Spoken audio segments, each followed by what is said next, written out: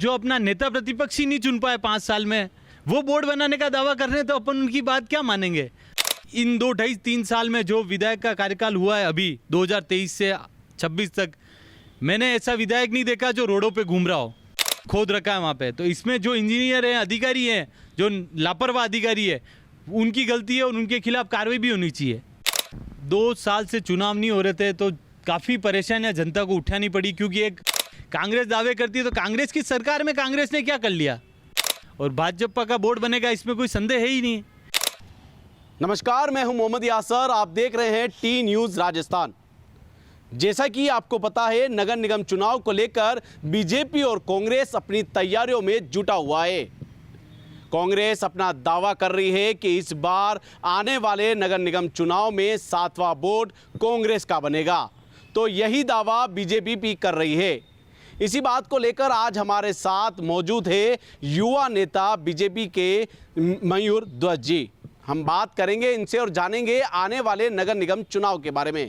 भाई साहब, आपका हमारे चैनल में बहुत बहुत स्वागत है।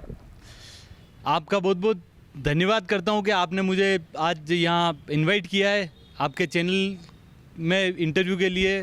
तो बहुत बहुत धन्यवाद आपके चैनल का और आपके पूरी टीम का मैं बहुत बहुत धन्यवाद देता हूं दिल से। साहब, मेरा ये मानना, अभी जो नगर निगम चुनाव आने वाले हैं उसको लेकर बीजेपी कार्यकर्ता और बीजेपी बूथ लेवल तक आपकी क्या तैयारी है? अभी जो नगर निगम के चुनाव है अगले महीने, उसको लेकर बीजेपी की तैयारियां जोरों शोरों से चालू हो गई है। जैसे वार्ड वाइज मंडल की मीटिंगें हो गई है, मंडल में भी नीचे वार्डों की मीटिंगें हो गई है, बूथ लेवल पे बूथ अध्यक्ष की एक पन्ना प्रमुख बन चुके हैं और शक्ति केंद्र प्रभारी बन चुके हैं। हर वार्ड पे संयोजक लग चुके हैं, प्रभारी लग चुके हैं नगर निगम चुनाव को लेकर। आने वाले नगर निगम चुनाव के अंदर अभी तक 80 वार्ड है, तो कांटे की टक्कर मानी जा रही है। इस बार विपक्ष कहता है कि आने वाले नगर निगम चुनाव में बोर्ड कांग्रेस का बनेगा, उसको लेकर आप क्या कहेंगे? हर बार ही उनका तो यही रहता है कि हाँ बोर्ड हम बना रहे हैं। जैसे ही नगर निगम चुनाव आते हैं उससे पहले वो बोलते हैं कि बोर्ड हम बना रहे, पर ऐसा 6 बार तो कहीं दिखा नहीं आपको भी। और इस बार भी वो किस माध्यम से ये बोल रहे हैं, क्योंकि जो अपना नेता प्रतिपक्ष ही नहीं चुन पाए 5 साल में, वो बोर्ड बनाने का दावा कर रहे हैं, तो अपन उनकी बात क्या मानेंगे। जो अपना एक नेता प्रतिपक्ष नहीं बना पाया 5 साल में, आपने खुद ने देखा पिछले कार्यकाल में कोई नेता प्रतिपक्ष नहीं था और वो बोर्ड बनाने की बात कर रहे हैं। वो खुद ही आपस में एक नहीं है, क्या बोर्ड बना लेंगे वो, बताओ आप मुझे। लगातार विपक्ष बोलती है कि बीजेपी विकास का दावा करती है, विकास कराए, इतने विकास कराए, लेकिन उदयपुर के हालात बिगाड़ दिए, जनता परेशान है, उसको लेकर आप क्या कहेंगे? वैसे 2-4 साल से जिस प्रकार से सीवरेज का काम चल रहा है, गैस पाइपलाइन का काम चल रहा है, और भी कोई काम चलता ही रहता है, तो उससे थोड़ी बहुत जनता को परेशानी हो सकती है। क्यों, कहीं एकदम काम नहीं हुआ, कहीं थोड़ा लेट हुआ, उससे कहीं न कहीं छोटी मोटी परेशानियां आई होगी। बाकी विकास के कार्य को लेके तो मैंने इन 2-2.5-3 साल में जो विधायक का कार्यकाल हुआ है अभी 2023 से 26 तक, मैंने ऐसा विधायक नहीं देखा जो रोडों पे घूम रहा हो।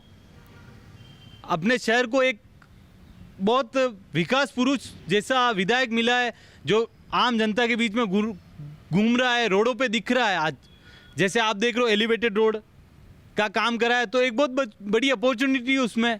आज आप देख लो, हर एक बोटलनेक उन्होंने खोलने का प्रयास किया है। आप दुर्गा नरसी रोड जाएंगे तो वहाँ एकदम चौड़ा हो गया, फतेहपुरा जाएंगे तो चौड़ा हो गया, शक्ति नगर अशोकनगर से ये पूरा जूडियो के यहाँ रोड आ रही थी, काफ़ी टाइम से विवाद चल रहा था, ये उनके माध्यम से पूरा हुआ। वापस टाउन हॉल के बीच वाली रोड का खुल तो गई है, पर छोटी मोटी कोई अड़चन आ रही है। फिर आधे से ज़्यादा शहर में जितने अतिक्रमण थे उनको लेकर भी उन्होंने ठोस कदम उठाए, और आज आप देख रही हैं कि विकास हो ही रहा है। लगातार बीजेपी विकास का दावा करती है, लेकिन आप आइनॉक्स के बार आपने देखा होगा 2 साल पहले एक रोड टूट गई थी, ठीक है, उससे जो महापौर जी चीफ इंजीनियर के नाम से जाने जाते हैं, तो भी उससे वापस दूसरा हादसा भी दुर्गा नरसी रोड पे हुआ। तो आप उसको लेकर अब क्या कहेंगे? मैं 2 नहीं, तीसरा हादसा ही है। सबसे पहले हुआ था अपने ये मंदिर के आगे, जो ये अम्बा माता मंदिर नहीं है, वहाँ पे पहला धसी थी रोड, फिर धसी थी आइनॉक्स के बाहर, और तीसरा ये हुआ है। तो अपन नहीं माना कि इसको पूरा का पूरा चेक करके उसको सही कराना? इसमें यहाँ के नगर निगम के जो भी इंजीनियर है, अधिकारी है, उनकी गलती मानता हूँ मैं। उनकी गलती है कि आज तीसरी बार ये चीज़ हो रही है उसी जगह। पहले वहाँ हुई, अपन तो यही रोज दिन में 4 बार वहाँ से निकलते हैं, तो अपने को सब पता है। पहले वहाँ धसी थी रोड, फिर आइनॉक्स से बाहर धसी, और अभी ये यहाँ इतना बड़ा खोद रखा है वहाँ पे। तो इसमें जो इंजीनियर हैं, अधिकारी हैं, जो लापरवाह अधिकारी है, उनकी गलती है और उनके खिलाफ कार्रवाई भी होनी चाहिए, क्योंकि जनता का पैसा है, यूँ ही नहीं है। इसको सही जगह लगाना चाहिए और उनको सही देख रेख में करना चाहिए। आज मैं हूँ, वहाँ का जो भी जननेता हो, कोई भी हो, वो जाएगा, एक बार चेक करेगा, 2 बार करेगा, पर मोस्ट ड्यूटी तो उसकी बनती है जो वहाँ इंजीनियर लग रहा है, तो उसकी गलती है ये पूरी। 2 साल से 2-2.5 साल से निगम के अंदर बोर्ड नहीं था, बोर्ड खाली हो गया था। उदयपुर के हाल क्या हुए थे आपको भी बताओ, उसको लेकर आप क्या करेंगे? 2 साल से चुनाव नहीं हो रहे थे, तो काफ़ी परेशानियां जनता को उठानी पड़ी, क्योंकि एक पार्षद होता है तो उसका वो सब लोग उससे उम्मीद लगा के बैठते हैं कि हाँ ये हो जाएगा, फट फ़ोन कर देंगे, ये हो जाएगा। तो 2 साल से पार्षद नहीं था, तो इसका जनता को भुगतनी पड़ी काफ़ी परेशानियां। पर अब ठीक है, अब चुनाव हो रहे हैं तो जनता को कहीं न कहीं आराम भी मिलेगा। लेकिन जो चुनाव जो लेट हुए थे, विपक्ष आरोप लगाती है कि चुनाव लेट करने के कारण बीजेपी का ही है, क्योंकि इनके पास काम नहीं था। उसको लेकर आप क्या कहेंगे?